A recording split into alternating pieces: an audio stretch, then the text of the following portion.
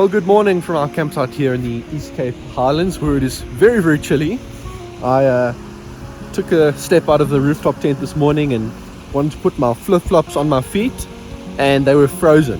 Thankfully, I do have socks on my feet as well to keep my feet warm, but yeah, it's chilly. There's frost all over the ground, and we stayed pretty toasty last night with the electric blanket, but I think the goal is to sort of pack up relatively quickly if we can in this weather, and start getting moving, because we've got another long day of driving today.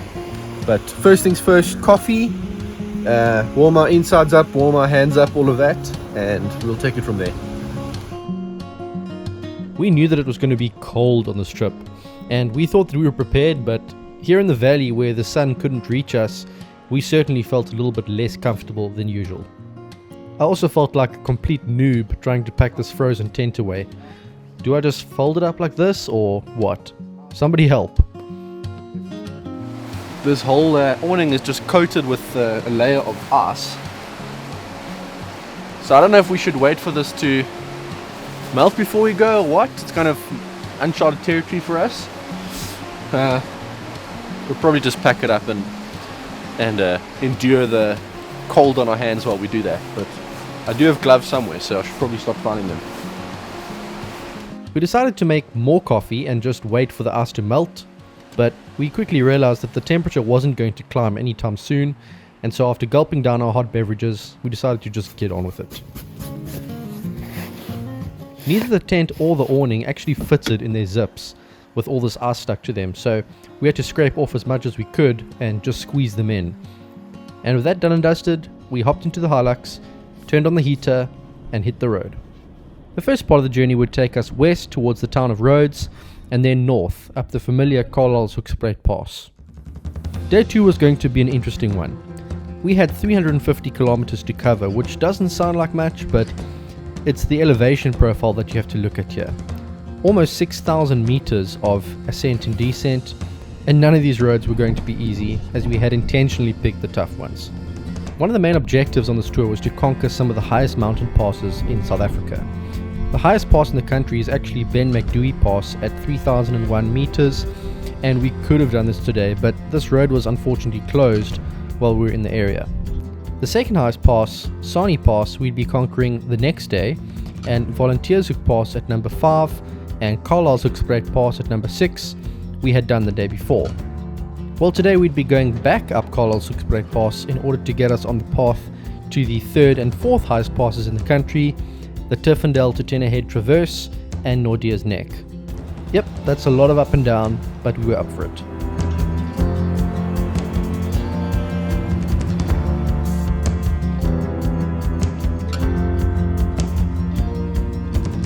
Karlshoekspruit has to be one of the most scenic passes of them all, and for that reason I'm glad we got to do it twice. Driving in this direction you get a much better view of the waterfall, and this alone makes the whole drive worth it. Well, it's still 1 degree Celsius outside, but it's starting to warm up. The sun's out and soon we'll be up in the sun on top of the mountain. We've got 3 major mountain passes to do this morning, so I'm a little bit concerned about time, but from there we go down, and for the rest of the trip we sort of back in low altitude.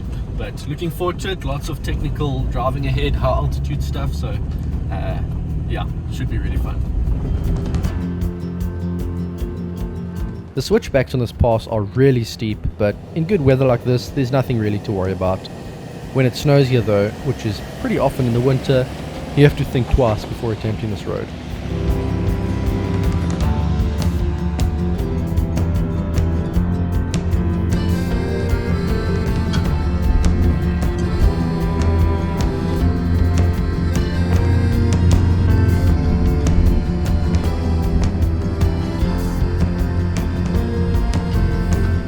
As we reach the sun at the top, we see the ice beginning to melt.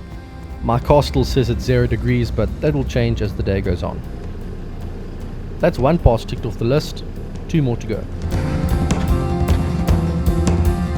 The Tiffendell to Tenahead Traverse is actually the highest contour road in the country, and it doesn't look particularly long or difficult on a map, but it was going to be the roughest, as we would soon find out.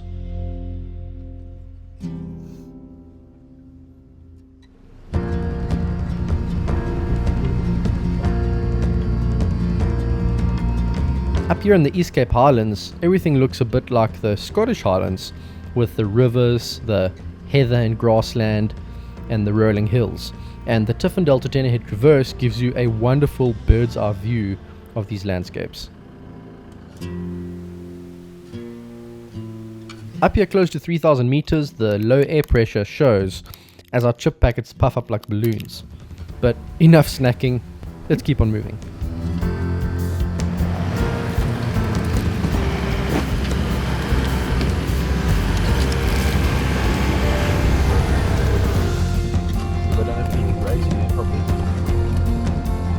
The gradient wasn't very steep on this road, but we kept slowly edging higher until we reached the top of the hill. Google Maps and Guide GPS tells us that at one point we actually pass into Lesotho for a very brief moment, and looking north from here we get a stunning view into the massive snow-capped peaks of Lesotho.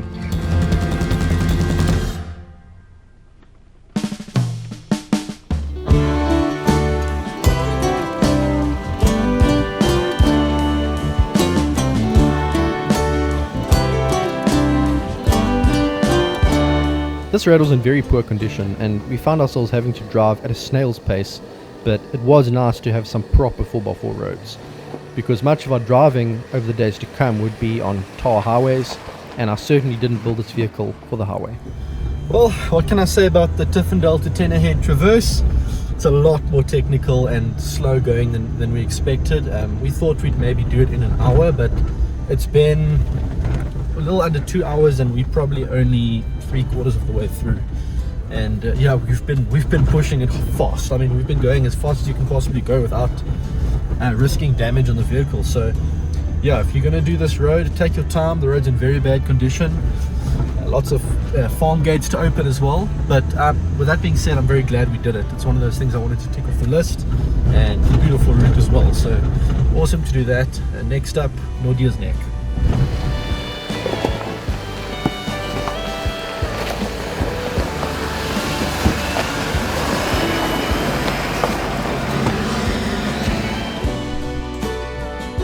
We're making our way down now and losing altitude again, and eventually we catch a glimpse of Tenahead Lodge, from which the road gets its name.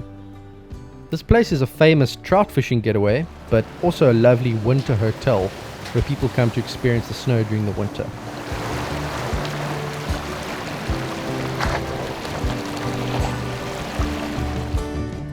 I wish we could spend a night here, but we move on past, and suddenly the earth seems to just fall away from us as we reach the edge of the Drakensberg escarpment and prepare to descend down Naude's Neck Pass.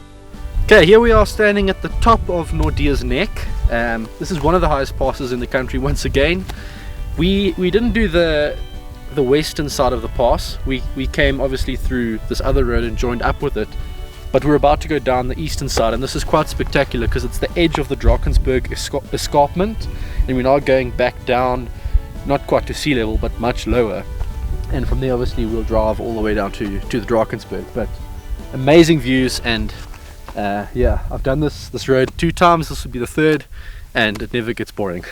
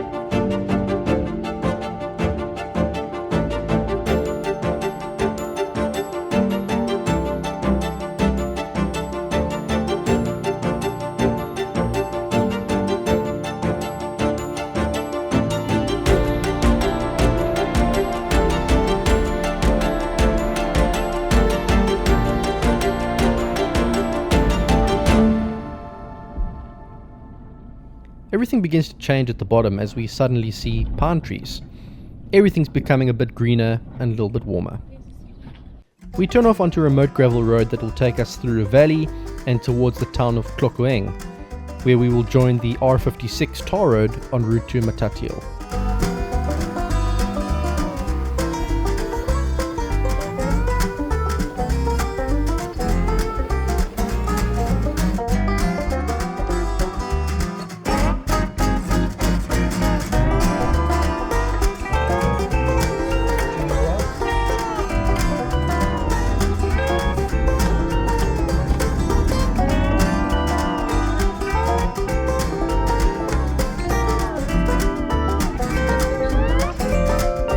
We are now well and truly back in the Transkei, the land of bad roads, livestock and small towns that just seem to stretch on forever. This is rural South Africa where everyone has their own chickens and where wealth is determined by how many cows you have, not by the car you drive. After passing through Matatiele, we make another turn onto a gravel road that is technically a shortcut, but keeps us on our toes with sections that turn into a slippery, muddy mess very quickly. These remote gravel roads are great places to pull over for lunch stops, and on the menu today, toasted cheese sandwiches. Camping tip for you, buy pre-grated cheese. It makes meals like this much faster, and you don't have to do much washing up afterwards. Well, we've just crossed the Mzimvubu River, which means we have crossed from the Eastern Cape into Kwa-Zulu Natal. The first time I've shown Kwa-Zulu Natal on this channel. I don't really travel there often, but in an hour's time we'll be arriving at Underberg, where we'll just fill up on fuel, and then from there it's probably a 20-minute to half an hour drive from there to Drakensberg Garden. So yeah, we're probably going to get there round about sunset, which is, I'd say, a little bit unfortunate because it would be nice to get some time to see everything, but I think we'll enjoy it anyway, and we probably will have some light over there. All of a sudden, boom, there's the Drakensberg mountain range looming up ahead of us, and in my opinion, this part of the Drakensberg is one of the best, partly because of the mountains themselves. They rise to over 3,000 meters here, which is quite high, but mostly because the land at the foothills of the mountains is really unspoilt. There are far more towns and settlements in the northern Drakensberg, which I think spoils it a bit, but here in the south it's all farmland, oak trees, autumn colors, and little farm stalls with homemade cheese, figs and honey. We passed through the Drakensberg Gardens Resort on the way through to our campsite. This is where all the fancy people stay. There's a nice golf course here, lawn bowls and other entertainment, but we are choosing to rough it for the reward of staying up close and personal to the southern Drakensberg, with Rhino Peak towering above us and the rustling of blue gum trees to lull us to sleep as we pull into Hermit's Wood.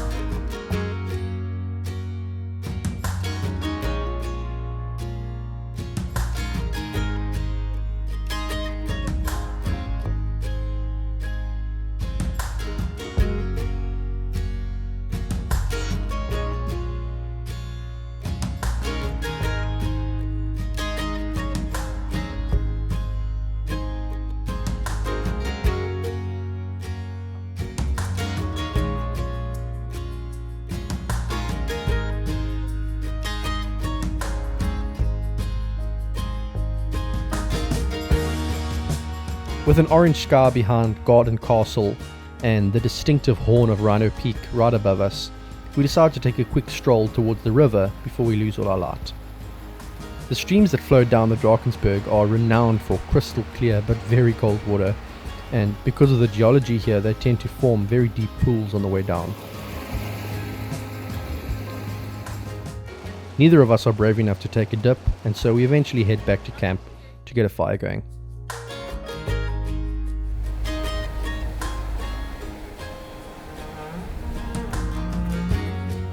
For supper tonight is lamb chops with rosemary and olive seasoning, simple and delicious, and that's where we're going to leave you on this episode.